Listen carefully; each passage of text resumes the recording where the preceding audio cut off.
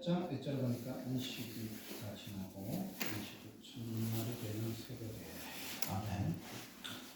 알다시피 유대인들은 안식일을 지금도 지켜요. 근데 우리가 왜 주일이냐? 안식 후 첫날이라는 거예요. 예수님이 부활하신 날을 기점으로 해서 우리가 교회가 탄생했기 때문에 우리는 주일을 지키는 겁니다. 안식일에 금요일 저녁부터 토요일 저녁까지 4시, 5시까지가 이렇게 그 안식일이 끝인데 안식일을 지키는 게 아니고 우리는 주일을 지킵니다. 왜? 안식 후 첫날이 예수님 부활하셨기 때문에 그 예수님의 날마다 우리는 어떻게 보면은 날마다 주의 부활을 지키는 거예요. 부활을 주님의 부활하심을 지키는 거예요. 그 안식교 같은 교로 보면은 아직도 토요일 안식일을 거룩하게 지키라 그 십계명 말씀을 기억하면서 토요일에 예배 드리는 때도 있는데 우리가 왜 주일에 드리냐? 안식 후 첫날 예수님 부활하셨다는 거예요. 부활하신 주님을 믿는다는 거예요. 우리가 알아야 될 것은 뭐냐? 이 세상의 모든 종교는 뭐냐? 빈모도입니다. 빈모동을 바라보는 허망한 신앙이 뭐야? 종교적인 신앙인 거예요. 오늘 오다가 보니까 그 소림사에서 4월 초 8일날 부처님이 오셨다. 연등 달아놓은 거 프랭카드 걸린 게 보이더라고요. 초 8일이 뭔가 네이버에 찾아봤더니 4월 8일이 초파지라고 하는 거예요. 음력으로. 석가모니는 예수님보다 500년 전에 더 오셨으니까 한 2500년쯤 됐죠. 근데 부처님 오신 날, 우리가 이승만 대통령이 기독교를 우리나라에 도입하면서 우리나라가 정부 탄생할 때부터 우리는 성탄절을 공휴일로 지냈거든요. 근데 불교 신자들의 입장에서는 왜 우리는 왜 성탄절도 공휴일인데 석가탄신일을 안 치냐 해갖고 계속 민원을 헌법소원에 넣어서 78년쯤에 석가탄신일이 국경일이 됩니다. 그럼 이렇게 보면 예수님이 오신 날이나 성탄절이나 석가모니가 오시는 날이나 똑같은 거 아니야? 이렇게 생각할 수가 있죠. 예수님의 사랑이나 부처님의 자비나 똑같은 거 아니야? 그렇게 생각할 수 있죠. 근데 오늘다가 생각해 보니까 부처님 부활하신 날은 왜 없지? 갑자기 오늘 그 생각이 드는 거야. 부처님은 왜 부활하신 날이 없지?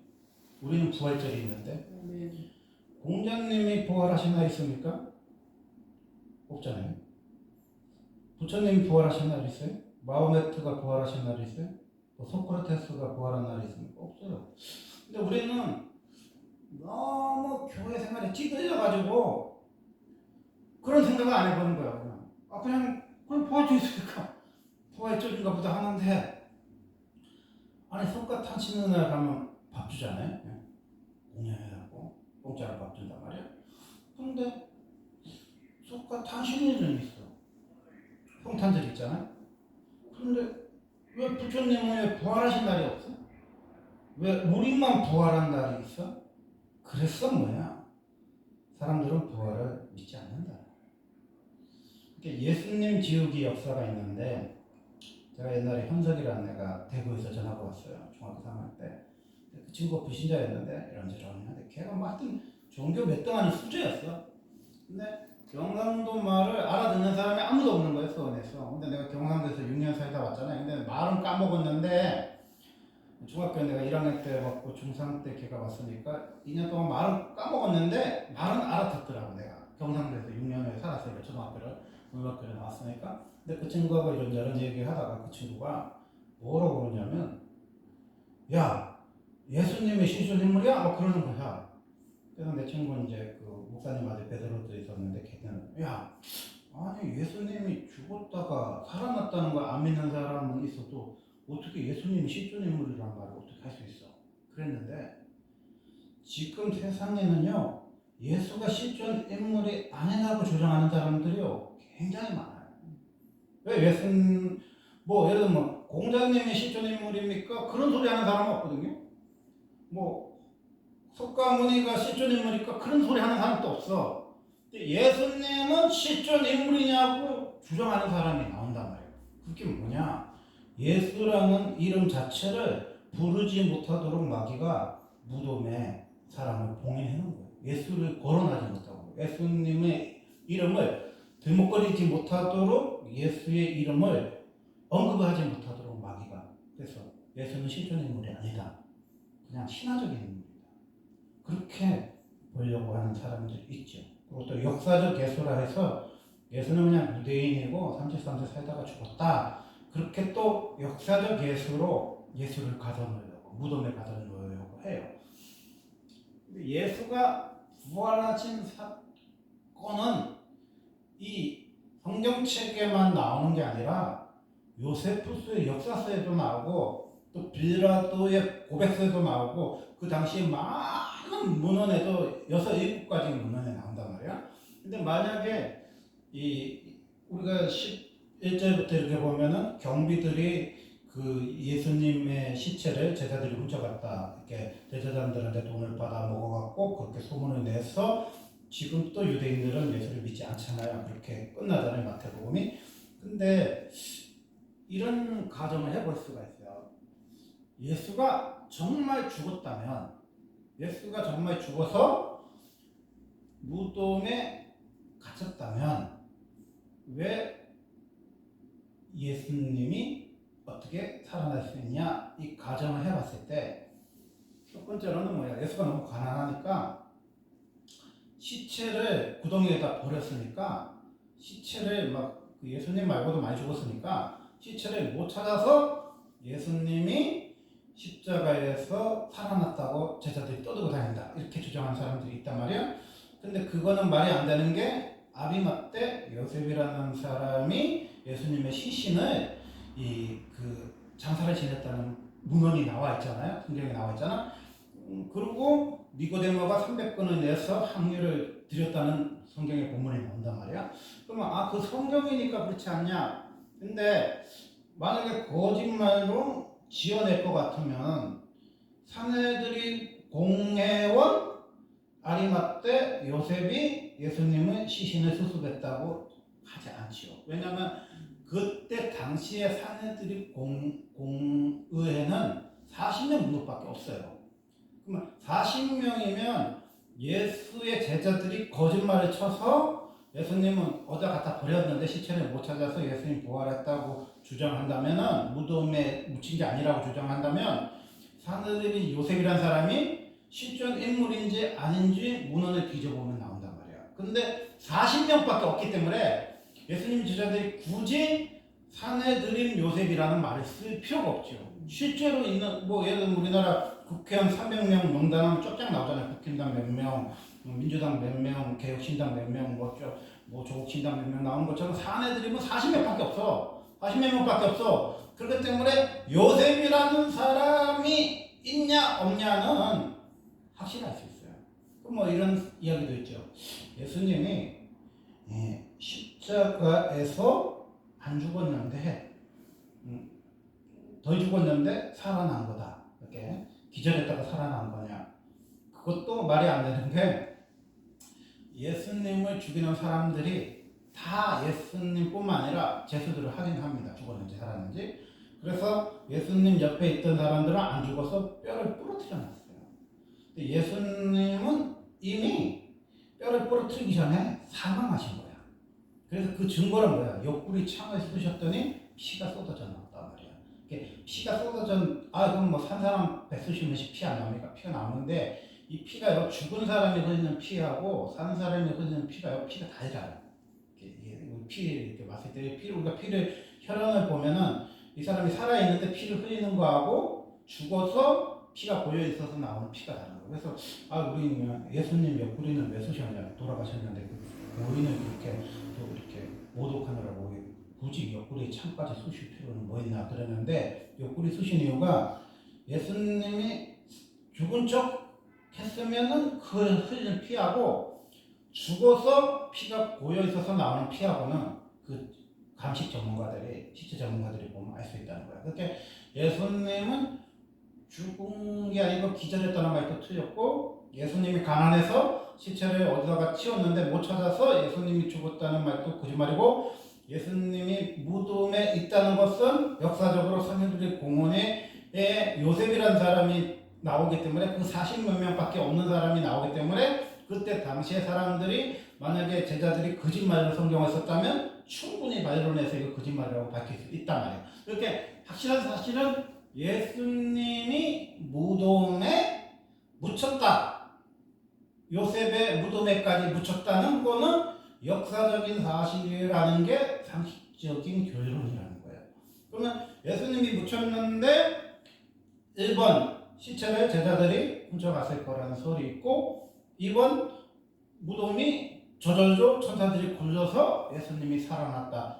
이 두 가지 이제 가설이 나는 거죠.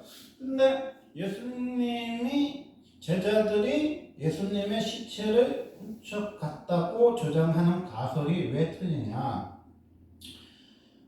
예수님의 제자들이 다 버렸잖아요. 예수님을 다 도망갔잖아요. 제자들 베드로는 다 2번 의기 전에 3번 부인했잖아요.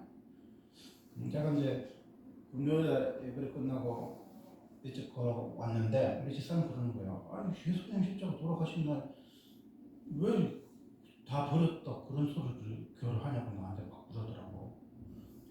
좀 거룩한 예수님을 묵상하면 더 좋았을 거 아닐까 그런 생각하는데요. 다 버렸잖아. 예수님을 다 버리고 도망갔다니까.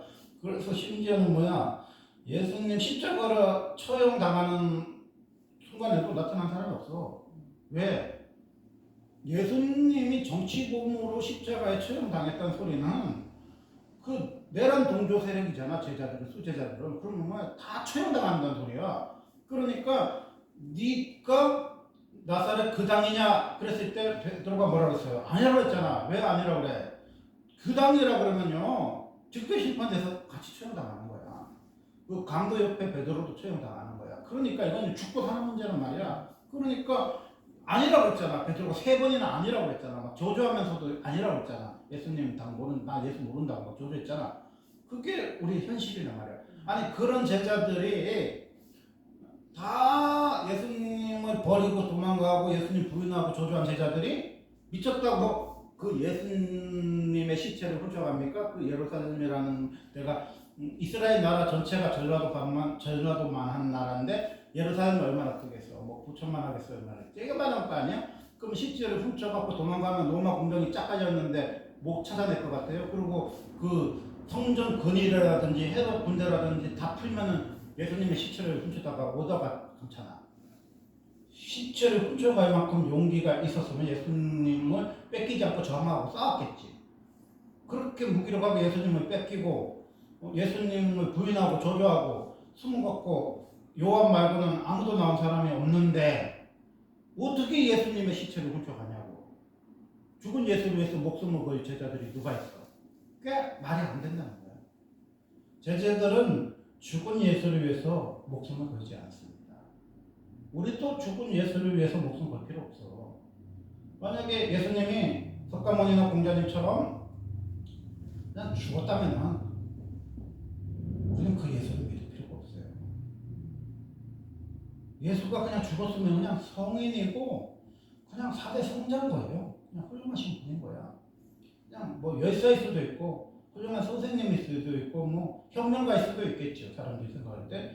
그런데 예수는 죽었다가 살아나셨다는 거야. 네. 살아나셨다는 거야. 네. 예수는 살아나셨어. 근데 예수는 살아나셨는데 아직도 악한 마귀들이 뭘 하냐? 살아나셨다는 사실을 인정하지 않게끔 우리를 눈을 가려놨단 말이에요.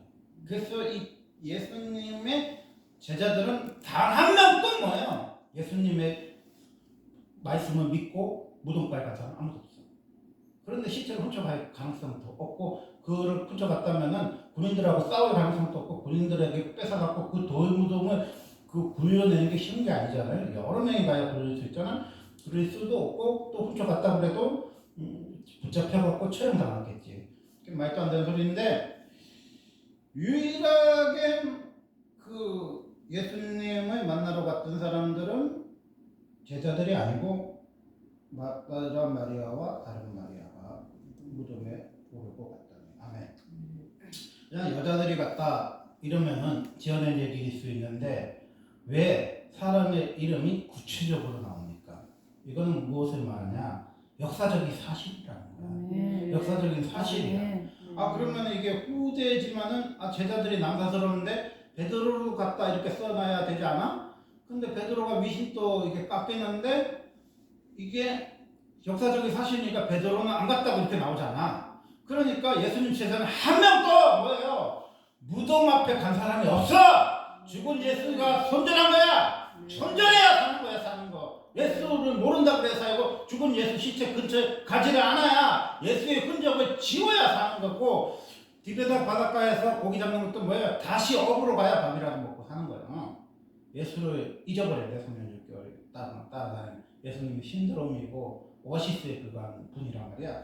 근데 예수님을 마리아와 다른 마리아가 무덤에 간 것은 이제 그 시신이 이제 그 부패되는 것을 그걸 보는 게 뭐 같은 거 항류 같은 거 채우려고 갔겠죠. 그런데 죽은 예수는 이 세상에 있다 없다? 없다는 거야. 그러면 우리는 죽은 예수를 찾으러 가야 돼? 살아있는 예수를 만나러 가야 돼? 살아있는 예수를 만나러 가야 하는 거예요. 근데 죽은 예수는 무참하게 무덤에 묻혀서 돌무덤으로 있고 군인들이 지키고 있는데, 어둠의 권세는 군인들은 뭘 말하나? 어둠의 사탄들을 말하는 거, 사탄의 세력을 말하는 거죠. 그 세력을 깨고 일어나신 예수님 뭐야? 천사들이 하늘에서 내려와 돌을 굴려요. 이렇게 나사로 무덤을 예수님이 굴려서 제자들이 굴렸어. 그 사람들이 직원들이 굴렸잖아. 그런데 돌무덤은 누가 굴려? 여자들이 돌을 굴릴 수 있어요? 못 굴립니다. 그런데 그건 누가 굴려서? 천사가. 천사가. 이 말은 뭐냐면 이제 예수님은 현세 예수님이 아닌 거예요. 이거는 믿음의 영역이고 부활의 영역이기 때문에 이제 뭐 무덤에 예수님이 있다! 그렇게 믿고 싶으면 그렇게 믿으란 말이야. 그건 사망 권세에 있고 무간지옥에 떨어질 애들은 그렇게 믿으란 말이야. 이제 예수님이 비어있다부터는 뭐의 영역이야? 역사적인 예수의 사실의 영역, 과학의 영역이 아니고 뭔 영역이라는 거야? 믿음의 영역으로 들어가는 거야. 부활하신 분은 믿음의 영역. 믿음의 눈이 열린 사람은 믿어지는 거고, 믿음이 없고 성령이 없는 사람은 아무리 믿고 싶어도 안 믿어지는 게 뭐야? 부활의 사건인 거야. 안 믿어지는 거 어떻게 해? 안 믿어지는데. 아무리 성경을 많이 읽어도, 뭐 송철 선생님은 성경 50도 안 했어요? 아무리 읽어도 안 믿어지는데 어떻게 해? 그러니까 이거는 천사가 개입을 했다는 거죠. 뭐 예를 들면은 더 사실적으로 쓰자면 베드로가 따라와서 밀었다. 그런데 이해가 할 수 있어.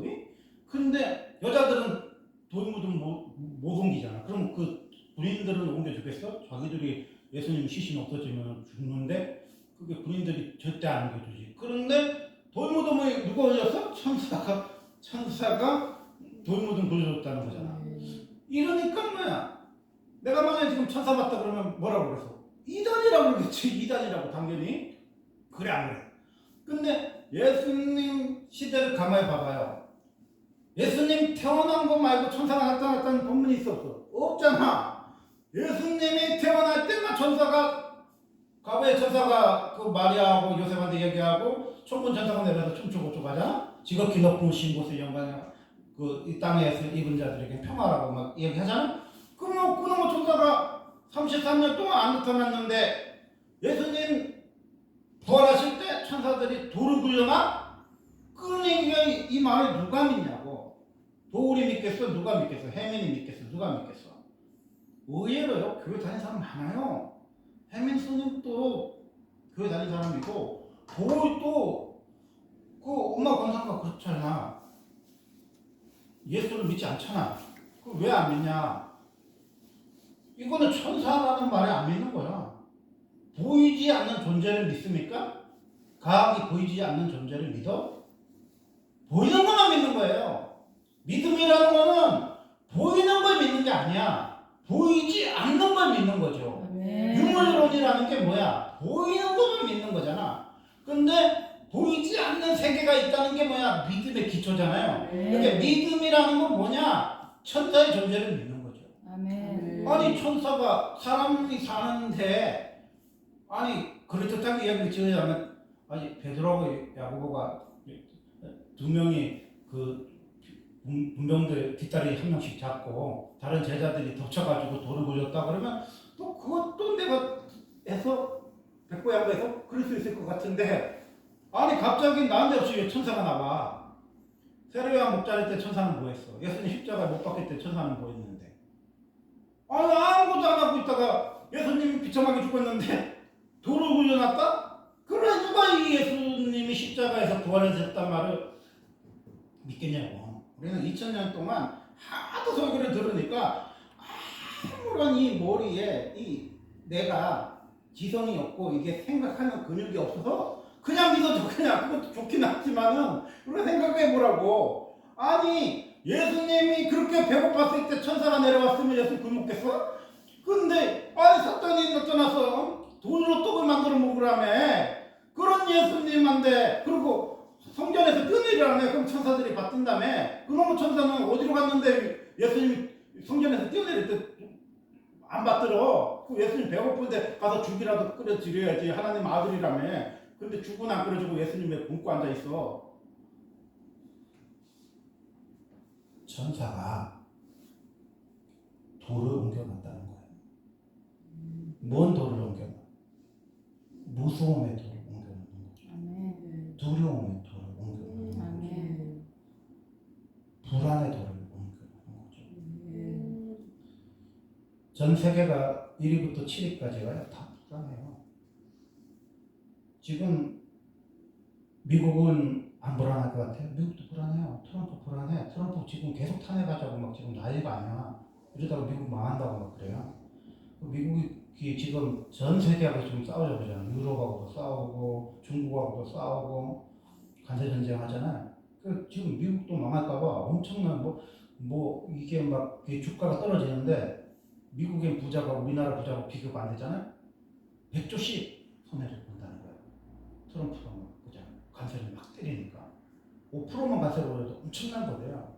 우리 딸이 어제 와서 얘기해 주는데 우리 딸이 그 전문가잖아. 이게 공부 많이 하신 분이잖아. 5%만 올려도 엄청난 거래. 근데 뭐 25% 30%라는 소리는 그 뭐 미국 중국 관세는 100% 어쩌고 한다고 엄청난 거야. 근데 그거는 중국 관세에만 무리가 있는 게 아니라 미국이 생각해 또 엄청난 무리인 거야. 이러면 미국이 망할 수도 있어. 협박을 해도 또 협박을 해야지. 그러니까 미국 주가가요 지금 100조씩 떨어지는 거야. 부자들이. 미국의 1등부터 10등까지 세계 부자들이 거의 다 미국에 있잖아요. 뭐 구글, 아마존과 애플 뭐 이런 게 다 있잖아요. 근데 이런 회사들이요 뭐 1조 2조 돈이 떨어지는 게 아니라 100조씩 돈이 빠져나가는 거야. 그러니까 전 세계 가장 잘 사는 미국이 불안합니다. 불안하죠. 미국이 저렇다는 건 30년 동안 지금 미국이 이경에 비틀렸다는 소리는요. 전 유럽이 경제 공황이 온다는 소리입니다. 우리나라도 이제 그 쓰나미가 곧 밀려옵니다. 우리나라 국민의 반 이상은 실업자가 된다는 소리예요. IMF와 비교할 수 없는 쓰나미가 오는 거예요. 그래서 전 국민이 지금 뭐에 두려움이 있어요? 이 기근, 7년 기근의 두려움이 있는 거지. 요셉의 시대 때 7년 기근이 있잖아. 이 7년 기근의 두려움이 너무나 무서운 거지. 전 나라가 싹 다 굶어주는 거예요. 애국 빼놓고 다 굶어주는 거예요. 그래갖고 그 요셉의 형들이 야곱의 부름을 받아갖고 2년 만에 손을 들었어. 그렇게 부자로 잘 먹고 잘 사는 야곱의 집에도 먹을 게 하나도 없어. 쌀을 꺼다가 먹을 정도로. 그래갖고 요셉의 형들을 애국에다 보내잖아요. 그런 지경인 거예요. 이 시대는 뭐예요? 자영업자, 소상공인, 개척교회는요 싸그리 무너지는 거지. 싸그리 다 무너져. 그러니까 뭐 한가하게 뭐 예술한 사람이 뭐 부활했니 살아났니 그런 거에 관심을 가지기에는 우리 현실이 뭐야? 응? 다음 달에 무너졌냐, 다다음 달에 무너졌냐 이런 현실이 우리 발 앞에 놓여 있는 두려움과 불안의 현실이 너무나 한국을 사로잡기 때문에 한국 사람들이 지금 또 전 세계 사람들이 뭐야? 지금 잠을 못 자고 전 세계 사람들이 지금 거의 패닉 상태에 지금 와 있다는 거야. 근데 우리가 뭐에 놓치고 있냐? 예수의 시신이 무덤에 있지 않은 것을 사탄이 속이고 있다는 거지. 예수는 죽었다. 예수는 십자가에 죽었지. 군병들이 창 옆구리 쑤신 거 너희 봤잖아. 예수 죽었잖아. 무덤에 있잖아. 그러니까 제자들이요, 무덤 속에 있는 예수를 상상해서 확인해 보려고 하지도 않아. 여자들도 두려워서 벌벌 떠는 거지. 무덤에 예수를 만날 생각하니까. 근데 천사들이 내려와서 돌문을 굴려놓고 예수님이 부활하셨다는 사실을 마귀가 속이고 있는 거지. 우리가 이 돌문이 굴려져 있고 빛이 쏟아져 오면서 하얗게 새막 옷이 개어져 있는 예수를 발견해야만, 또 예수님, 부활하신 예수님을 만져봐야만 우리가 뭐야, 이 불안기를 이길 수가 있지. 왜냐면은 바로 그 꿈을 꿨잖아. 이 이삭이, 풍성한 이삭이, 애굽 이삭이 있고, 또 바짝 마른 이삭이 애굽에 있는데 이 이삭이 잡아먹었지. 그 다음 다시 꿈을 꿨더니 튼튼한 소가 7마리가 있는데, 삐쩍 마른 소 7마리가 있는데 잡아먹었어요. 이 꿈을 해결할 길이 없어서 머리가 팍 고민하고 있는데, 술 같은 가는 자 옆에서 이를 보더니, 야, 있지, 그래. 그 요셉 말이야, 요셉. 요셉이라는 사람이 내 꿈 해명해주지. 떡 같은 가난자하고 꿈 해명해서 그 떡 같은 가난자 죽었고 술 같은 가난자 살았지. 그 생각이 난 거잖아, 3년 만에. 그래서 요셉을 부른 거잖아. 그러니까 하나님 뭐야, 0.000000001%의 사람은 뭐야, 미래를 예측할 수 있는 거지. 점쟁이나 무당이 맞출 수 있는 일이 아니에요. 하나님만 알 수 있어. 이 땅에 기근이 들었을 때 살아남는 방법은 누가 알고 있습니까? 요셉이 알고 있지. 요셉이 어떻게 알고 있어요? 하나님의 뜻이 7년 풍년이 오고 해서 곡식을 저장하게끔 해서 7년 흉년이 와야만 요셉의 형들이 세겜 땅에서 내려와서 이스라엘 백성들이 고센 땅에서 살게끔 400년을 살도록 하나님의 계획이 있단 말이야. 그렇기 때문에 우리가 그냥 넉넉고 바라보면 희망이 없죠. 소망이 없지. 무섭지.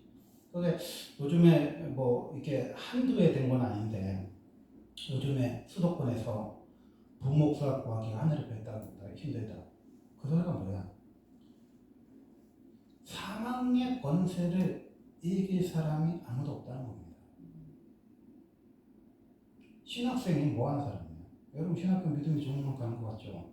신학생이 뭐해? 주말에 알바한다니까? 그 꼴랑 뭐 몇십만 원 줘가지고 수백만 원, 수천만 원 대학교 빚을 갚을 수 있으니까 못 갚아. 그러니까 교회 예배도 안 드리고 알바하는 신학생들이 넘쳐나고 있어요. 그래서 전도사들을 구하지를 못해 지금 있는 애들을 어디서 땡겨가지고 간사로 쓰든 전도사를 임명해서 쓰는 수준이지, 뭐 수천 명, 수만 명 되는 교회가 아닌 이상은 웬만한 교회는 전도사 하나 구하지를 못해요. 왜? 일반 전도사들이 신학교를 가려고를 하지 않고 간 사람들 수준이 뭐냐? 주일날 예배를 안 드려요. 신학생이 예배를 안 드려. 그게 지금 우리나라 수준입니다. 완전히 예배가요 무너져 버렸어. 그럼 부목사님은 어떠냐? 교회에서 부목사의 월급을 줘서 그 부목사님의 생계를 책임져 주는 교회가 몇이나 있어요? 거의 없습니다.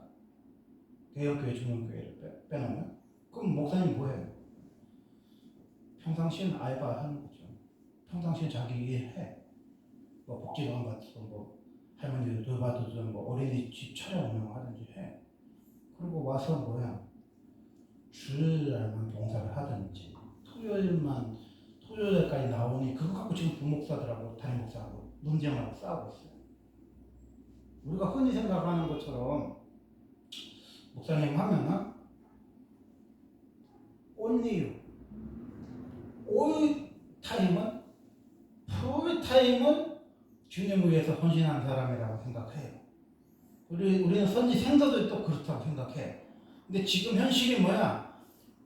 무덤에 있는 예수만 바라보는 세대이기 때문에 이 사망의 권세가 중력처럼 우리를 잡아 당기기 때문에, 지옥은 잡아 당겨서 가는 곳이잖아요. 끌려 내려가는 게 지옥이란 말이에요. 이게 죽음의 권세가, 이 사망의 권세가 있어요. 사망의 음부의 권세가 이 돈을 잡고 있기 때문에 이거 잡아 당기면 이 세상에 누구도 돈에 있어서 자기 신앙을 지킬 수 있는 사람이 없어요. 느부갓네살이 한상을 바라보고 다니엘의 말을 잘못 알아들어서 금신상을 세웠잖아. 그랬을 때 수많은 사람들이 나팔을 불었을 때 아벳느고와 메삭과 사드락 외에는 그 금신상 앞에서 절하지 않는 사람이 없었잖아요. 다 절했잖아. 그게 뭐냐? 지금 그런 거야. 신학생들이 돈 앞에서 져서 교회를 안 와. 그럼 목사님들은 뭐 하냐? 돈 앞에서 져서 평일에 여러분처럼 일을 해. 아, 그럼 성경에는 뭐 까마귀도 목에 살리고 뭐 만나고 오고 어쩌고 하는데 그거는 어떻게 가능해요? 하나님의 음성이 들리는 사람만 가능하고 시냇가에 심은 나무만 가능하고 그거는 또 뭐가 가능한 거예요? 하나님이 붙들어 주셔야만 가능한 거죠. 그런 시냇가에 마르도록 기도하는 그런 하나님의 기도 훈련이 아닌 사람들은요 다 쓰러지게 돼 있어요. 다 쓰러져요. 아니 현실 앞에서 세계 공항이 오는데 우리나라에서 강남 일부만 50억이 100억이 되지만 나머지 일부 사람들은 다 실업자 되고 일용직 되고 청년들은 알바 자리도 못 구하는데 그런데 누가 신학교를 가려고 그래? 그리고 신학교를 가봤자 그 많은 빚을 어떻게 갚아? 그리고 졸업을 해봤자 누가 오라 그래? 이 불경기에 누가 오라 그래? 삼성도 지금 사람을 안고하고 있는 마당에 어느 교회에서 부목사를 오라고 그러냐고. 그럼 부목사를 오라고 그러면 돈을 줄 거야? 안 주잖아. 그럼 그 목사님이 가서 세상에 가서 일을 해야지 여러분처럼. 그럼 일을 하면 누가 기도를 하냐고. 그러니까 뭐야? 무덤에 죽은 예수만 바라보는 시대인 거지. 결코 나는 변치 않으리 결코 나는 변치 않으리 물가에 신기운 나뭇잎처럼 늘 변치 않으리 예수 내 생명 변치 않으리 예수 내 생명 변치 않으리 물가에 신기운 나뭇잎처럼 늘 변치 않으리. 건강이 많이 안 좋아지고 머리에 열이 나고 눈에 열이 나면서 믿음이 많이 약해졌습니다. 그래갖고 고민을 했죠. 아무도 안 온다고 새벽 예배를 또 가. 우리 집사람하고 어젯밤에 이야기를 했어요. 새벽 예배를 갈까 말까. 그러다 잠이 들었어요. 잠이 들면서 제가 그랬어요. 예수님이 말씀하세요. 살아계신 예수님이라고. 김 목사 일어나라고 좀 얘기해봐요. 근데 새벽 예배 갈게요. 우리 교회 새벽 예배 내가 아무 생각보다 올 사람 아무도 없는데 예수님이 나보고 일어나라고 내가 일어날게요. 그래서 내가 잠이 들었어. 알람도 안 맞춰놨어. 자는데 김 목사야 일어나라. 예수님이 말씀하시는 거야. 근데 예수님이 예전처럼 신령해갖고 나타나셔서 말씀한 게 아니라 우리 사모님이 4시에 하나님을 잠을 깨워서 기도를 하시다가 목사님이 깨운 거예요. 목사님 새벽 예배 가셔야죠. 아 그냥 집에서 쉬어 그냥 뭐 아무도 안 오는데 뭐 그냥 쉬자 피곤하게 뭐 둘이 가서 그래.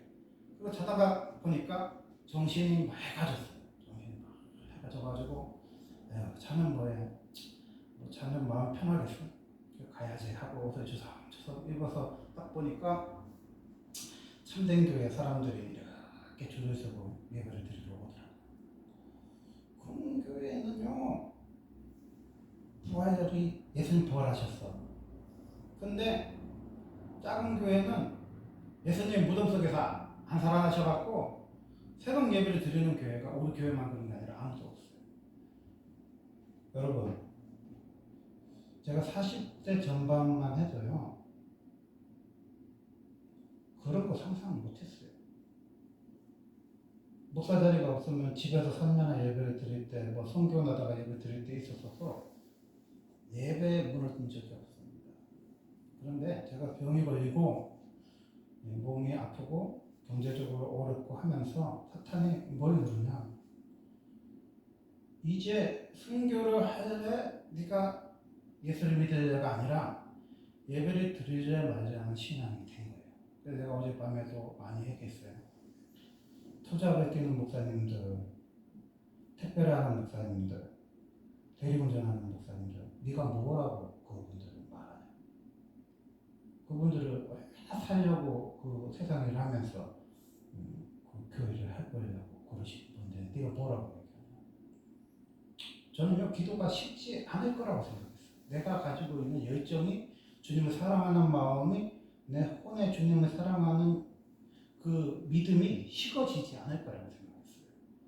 내가 이 머릿속부터 발끝까지 채웠던 이 성경의 말씀이 지식으로 알고 있는 그냥 말씀이었지, 정말 내 삶 속에서 가슴으로 순종하는 말씀이 아니라는 걸 요즘에 많이 느낍니다. 왜? 마지막 시대는요, 두 사람이 함께 맷돌 가다가 한 사람은 데려가고 한 사람은 버림받습니다. 두 사람이 함께 잠을 자다가 한 사람은 데려가고 한 사람은 버림받아요. 두 사람이 함께 밭을 매다가 한 사람은 데려가고 한 사람은 버림. 그래서 물건을 가지고 집으로 같이 좀 말아야 돼. 대형교회 다니면요, 예수님이 계실 것 같아. 그리고 예수님 오실 때 의인 10명 아니라 50명 아니라 100명도 있을 것 같아.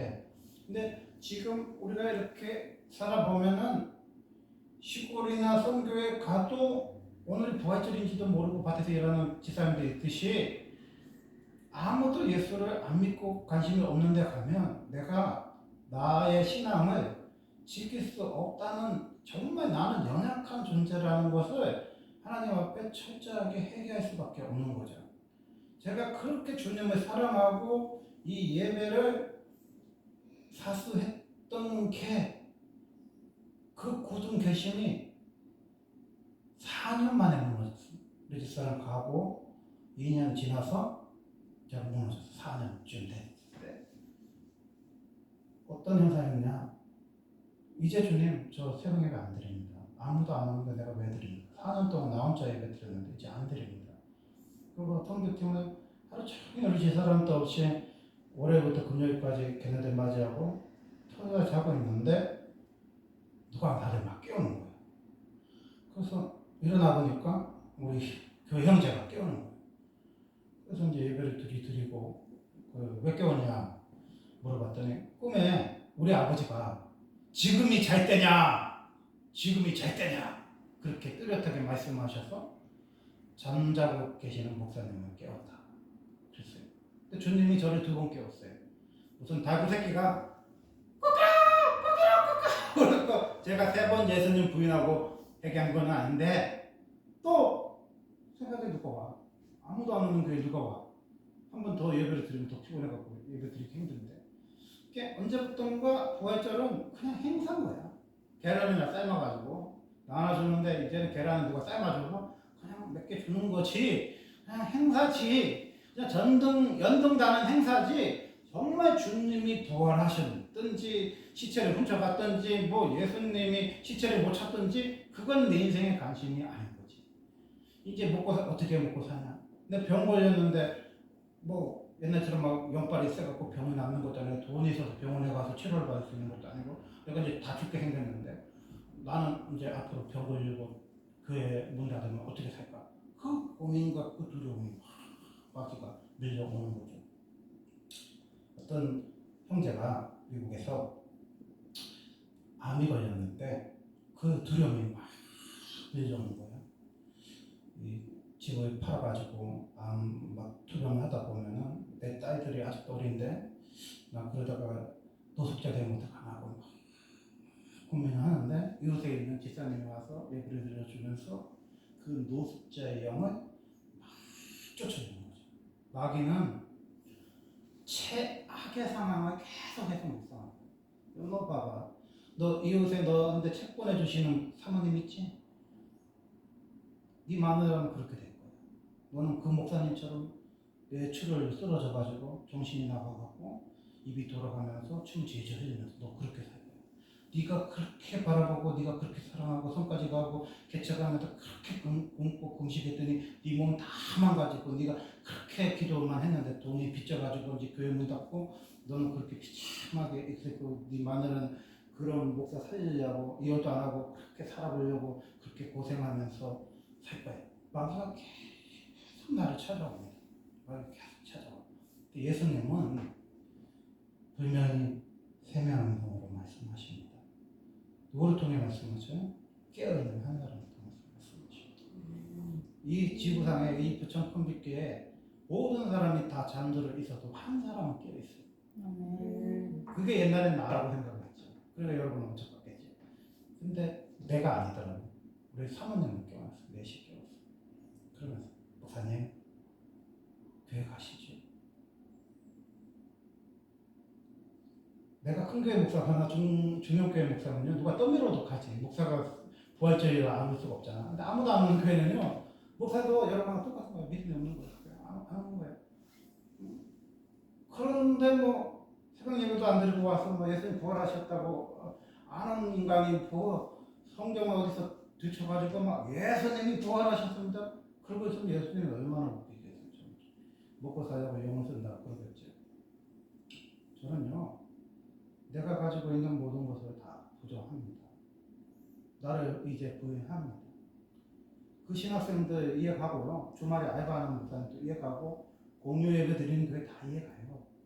기도가 안 되면 하나님의 하늘의 문이 열리지 않으면 누구나 망할 수 있고 누구나 알바할 수 있고 누구나 대리운전할 수 있고 그것도 안 하면 목회를 그만둘 수 있어. 근데 우리가 왜 두려워하지 않냐? 도일무덤은 내가 여는 게 아니에요. 아멘. 날마다 다가오는 카드비 집세는 누가 내줍니까? 천사가 돌무덤을 열어주는 거예요. 아멘. 그 우리가 밀어서 열릴 돌무덤이 아니에요. 천문이 아니야. 죽고 사는 거는요 하나님 손에 있는 거지 우리가 믿음이 적고 기도가 셀 수 있는 거 아니야. 제가 친구 목사님한테 물어봤어요. 사모님 뭐 하시냐고. 그랬더니 사모님이 귀신을 많이 져가지고 뭐 공무원을 해갖고 지금 선생님 누가 있대요. 그래서 한 10년 넘었잖아. 아 그럼 빚을 다 갚았는데 왜 그러면 사모님 왜 그러면 교회에서 기도를 안 합니까? 그 목사님 대답을 못 하더라고. 근데 나는 이해가 가.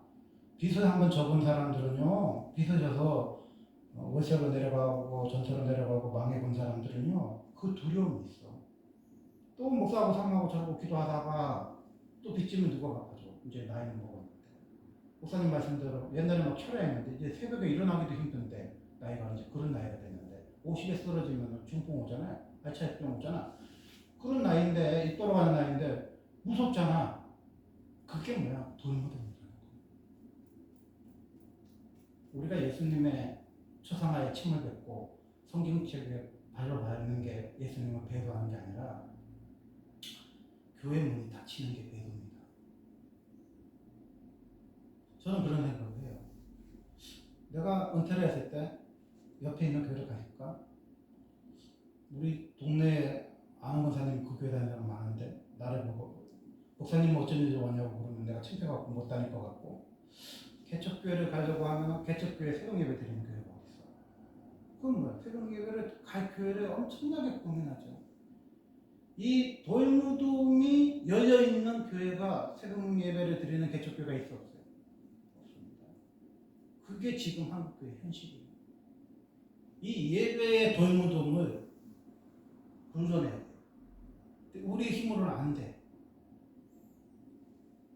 그래서 우리가 기도를 하는 거예요. 천사가 내려와서 돌무덤을 불러내야 돼. 그래야 우리 교회가 상한 갈 때도 꺾지 아니하시고 꺼져가는 등불도 꺼지시 않냐. 주님 오실 때까지 우리 교회를 기도하는 순수성을 그 착한 마음을 하나님 지켜줄 수 있어요. 내가 병이 낫고 우리 교회가 안 죽고 살아야 신학생들 부목사들 모아놓고 자신있게 얘기할 수 있죠. 하나님 살기 싫다. 니네들 빚졌다고 신학생들 알바하지 마. 니네들 알바하면서 주 예배도 안 드리고 그래서 무슨 신학교고 왜 갔니? 그렇게 책망할 수 있습니까? 못합니다. 목사님 보태주는 것도 없습니다. 그런 소리 왜 해? 그럼 부목사님들 주말에 세상에 가서 다 일하는 목사님들한테 방과후 하지 말고 어린이집 천학 운행하지 말고 노인정에서 일하지 말고 산에 가서 기도해! 그런 말 할 수 있어요? 없어요. 지금 간뚜껑에 들어가시는 목사님이 이제 언제 들어가실지 모르는데 그분 간뚜껑 닫으면요 이 세상에서 기도하라는 목사가 우리나라에 없을 겁니다. 없을 거예요. 지금 우리나라는 그런 시점에 와 있어요. 누구도 감히 기도를 해서 하나님이 만나를 준다든지 내추럴을 준다든지 집세를 내준다든지 그런 소리 하는 목사가 살아있는 산 증인, 자기가 직접 경험했고 지하 모세는 교회에서부터 경험했고 자기가 평생 집에서 예배 드리면서 그걸 이겨내고 승리해본 목사의 그 살아있는 산 생동감이 뭐예요? 30년 전까지 성경이 기록되지 않았다. 성경은 왜 기록했습니까? 그들이 죽었기 때문에, 죽어가고 있기 때문에 성경을 쓴 거야. 예수님 당시에는요, 예수님을 본 사람들이 너무 생생하게 살았기 때문에 마태복음 같은 거 기록할 필요가 없어. 예수님 제자들이 다 경험했거든. 살아있거든. 예수님 봤거든. 근데 지금 기도하는 사람들이 다 죽고 나면은 지금 어떻게 해요? 기도를 하면 된다는 말씀이 성경에 기록돼야 되는 거예요. 그렇지. 돼도 믿는 사람이 없을 시기가 이제 오는 거죠. 왜 성경이 기록됐습니까? 예수님 제자들은요, 그 누구도 당대 예수님이 온다고 생각하고 살았지 2000년 후에 예수님이 올 거라고 생각하고 산 사람 아무도 없어요. 그러니까 순교를 했지. 예수님 곧 오신다고 생각하니까 죽겠지. 그리고 성경 또 쓸 사람이 없어요. 아니 기억이 가물가물하게 그냥 빨리 써야지. 예수님이 돌아가셨으면 다음날 써야지. 왜 예수님 제자 중에 그 누구도 복음서를 쓴 사람이 없겠어. 30년 동안. 그 사람들은요 늘 말아놨다는 거예요. 늘 말아놨다는. 그래서 저는요 기도를 해야 된다는 목사님이 우리나라에서 사라지는 게 가장 슬퍼요. 그리고 예배의 문을 돌무덤을 열 수 있다는 목사님이 없어진다는 게 너무 슬퍼요. 현실적으로 신학생들이 빚이 많이 져서 주말에 알바로 다니라고 예배를 안 드리고 부목사들이 세상에 가서 일하느라고 평신도 맡지 못하고 그런 분들 중에 담임 목사님 어디서 구해와? 그러니까 뭐예요? 한국이 꿈이었고 희망이었고 대일이 없는 거예요. 우리나라 교회는 뻔뻔짜 영국 교회처럼 되든지 미국 교회처럼 될 겁니다. 그리고 뭐야? 뻔뻔짜 이스라엘 사원으로 넘어가거나 신천지한테 넘어가거나 공산주의나 사회주의한테 먹혀버릴 겁니다. 왜? 교회 문을 열어놓고 예배를 드리는 게 우리의 생명을 지키는 유일한 길이고 그 교회 문을 열어놓으려면 돌무덤이 굴려져야 되기 때문에 제 노력이나 우리 집사람의 열정으로 하는 건 아니에요. 오늘 또 주님이 뭐예요? 돌무덤을 열어놨기 때문에 저거 우리 집사람 예배를 드렸을 뿐이지 저도 돌무덤을 안 열어놨으면 사망 깊은 잠을 자고 있겠죠. 예수님이 오셨을 때는 깨어 있었을 때 천국에 들어갑니다. 뭐 옛날에 예수 잘 믿었고 뭐 옛날에 선배 받고 뭐 옛날에 사실 됐고 그런 건 예수 안 해요. 그 예수님이 오는 그 순간에 내가 예배를 드리고 있느냐 사망 깊은 잠을 자고 있느냐 주님 그걸 보시는 거예요. 작년에는 아무도 안 와도 제가 얘기 드렸죠. 근데 나도 뭐예요? 시냇가에 심은 나무가 아니었더라고. 내가 혼으로 예수님을 사랑하는 거지 지식으로 예수님을 안 거지 이 마음속에 성령이 나를 이끄는 사람이 아니었더라고. 내 믿음이 떨어지면 뭐예요? 사탄의 밀가루 먹듯이 합니다. 예수님 말씀죠. 우리도 주님 부인할 수밖에 없어. 이 생활고 때문에 예수님 버릴 수도 있어. 교회 문을 닫을 수도 있어. 예배를 안 드릴 수도 있어. 그래서 우리가 뭐야? 돌무덤을 열어놓으시고 부활하신 예수님이 아무리 세계 공황이 와서 세계 기근이 나서 3분의 1이 연병으로 전쟁에 죽는다 해도 요셉의 식구들 70명 하나님이 생존하게 하신 것처럼 주의 손에 우리를 구름 기둥으로 불 기둥으로 인도하는 우리가 되시기 바랍니다. 아멘.